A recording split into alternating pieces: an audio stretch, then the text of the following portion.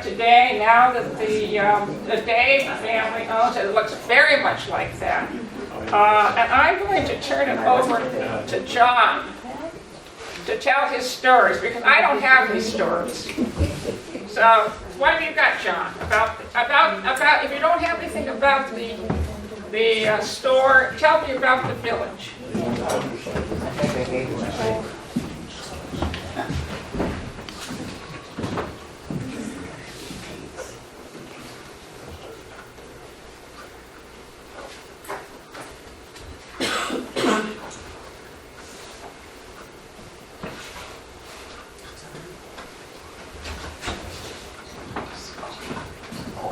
My name is John Sailorman. I was born in Bosa's Mills. As you go into town, you look straight up the hill. I was born in the last house on the right, which you referred to as Hamlin. I don't know the name of the people that owned it back in 1930, but that's the house I was born in. Albert Shute. I never did know the name. Yeah. I came to the meeting without doing research on this different stuff.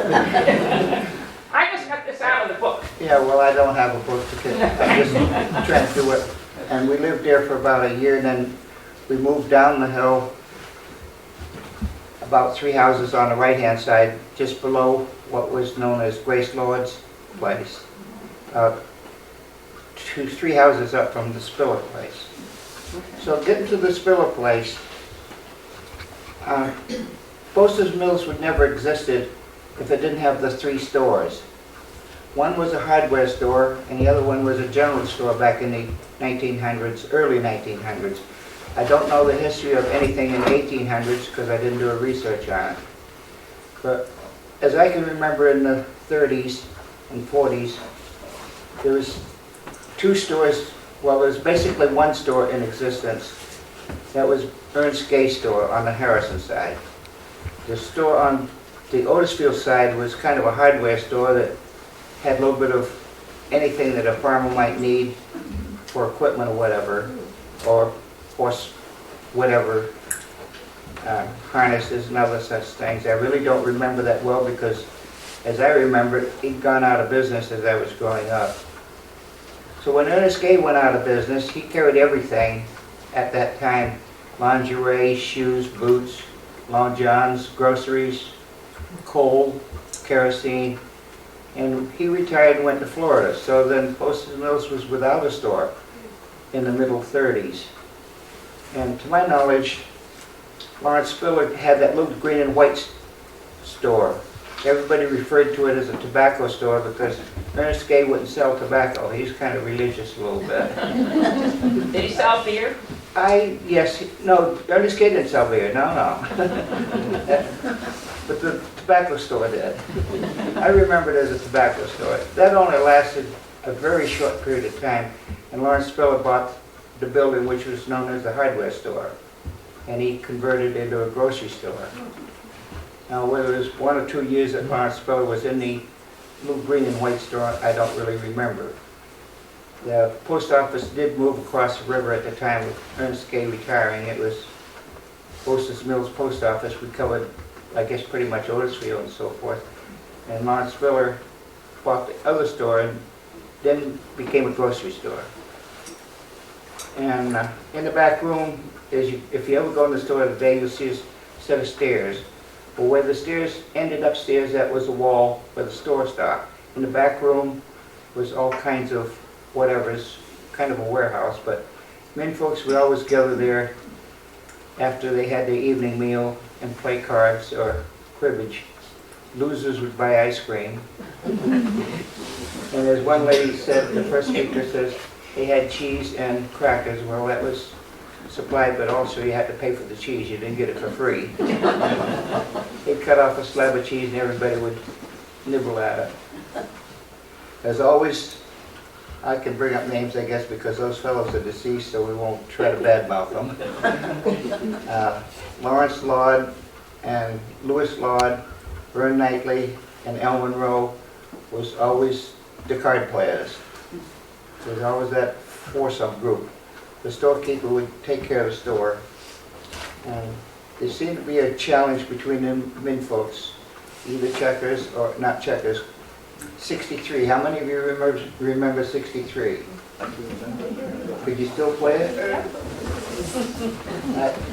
Ace was 1, king was 25, queen was nothing, jack was 1, 10 was 10, 9 was 9, 5 opposite 5 was 5, and 2 was a wild card, I believe, right?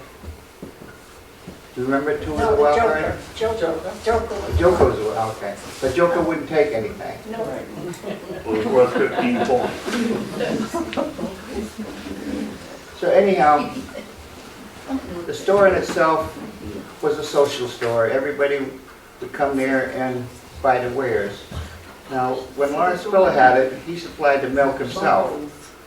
I kind of remember that because I get the cows out of the pasture, and my chore was to milk the cows that was going dry to have a calf. And after the milk chores was done, Lawrence Spiller would bring over a slab of cheese and crackers and a glass of milk. That was my meal. And we would churn butter there and take it over to the store and sell it. As far as anything about the store, good or bad, I don't remember anything bad about it other than it was a general grocery store. They had meat. Back when Spiller took it over, we had electricity. Now, somebody speaking of electricity here a while ago, the rule when they first came out with electricity in rural towns, if you didn't have a blacktop road, you didn't get electric. We lived 1 telephone pole from the blacktop. We didn't get electric because we lived on a dirt road.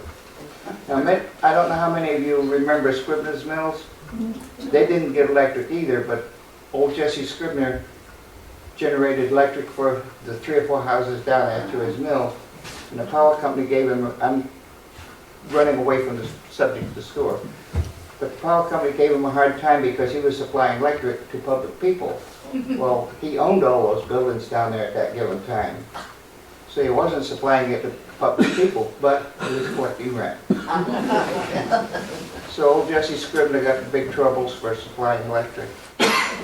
Now, back to Bosa's Mills, there was a lot of little things happening in Bosa's Mills. And as I said, Bosa's Mills wouldn't be Bosa's Mills if it didn't have these little enterprises. It had a sawmill, and I don't know, in your history book you can tell me, you have the book here. There used to be another mill on the river across from the sawmill. Maybe, yeah. Yeah, I don't know. I have pictures of it. Okay. Do you have pictures of anything like that in your history book? Not in the book. No. I have pictures. We'd like your pictures. Yeah. I'll show them to you. There used to be a sawmill, and on the opposite side of the river there used to be another mill. I really don't know what it was because I have no history on it. And as I said, I didn't do any research.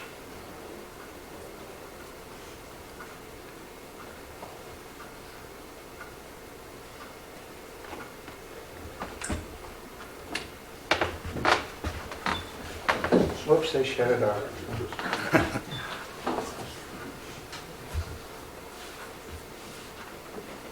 I was hoping that I could plug into your computer and I would show the people what I'm talking about here. I don't know if I have the right cable. Did you bring a cable with Okay, it? that's logs on the river, Oh, yeah. Nice pictures.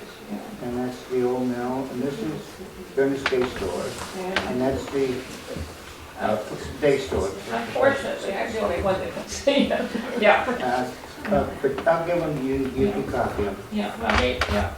Now, so you don't have any history of the other mill on the other side of the river? I have not researched that history. No.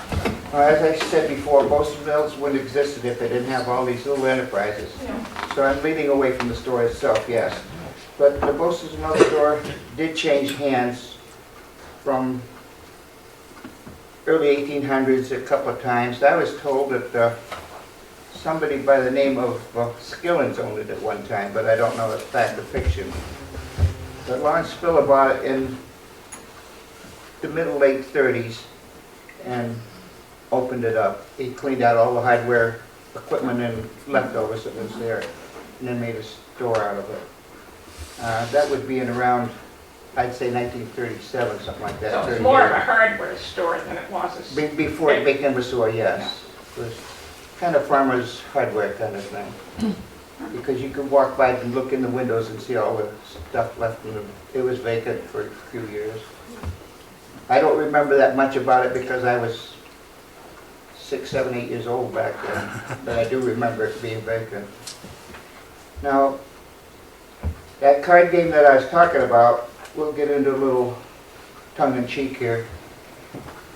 As they said, it carried everything: nails, grain, hay, coal, molasses, vinegar. And molasses came in a barrel.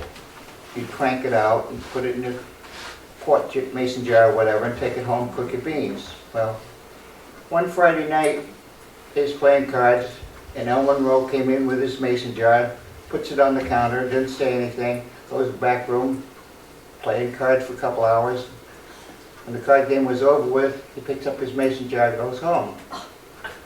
Well, he didn't want molasses, he wanted oil. Back in those days, you also cranked out the oil. So he goes home and he changes the oil in his car and puts in molasses. Now this was during World War II in around 1943. You couldn't buy a car, they didn't have them. Well, my father had the old Walker building on the Harrison side of the river. He was a general mechanic and blacksmith. And he repaired the car, took it all down, had to strip it all down and clean everything out, put it back together. And this was about a 1936 Chevy, as I remember, and got it going again. So everybody kind of harassed El Monroe. You going to bake beans tomorrow night? He didn't appreciate that too well.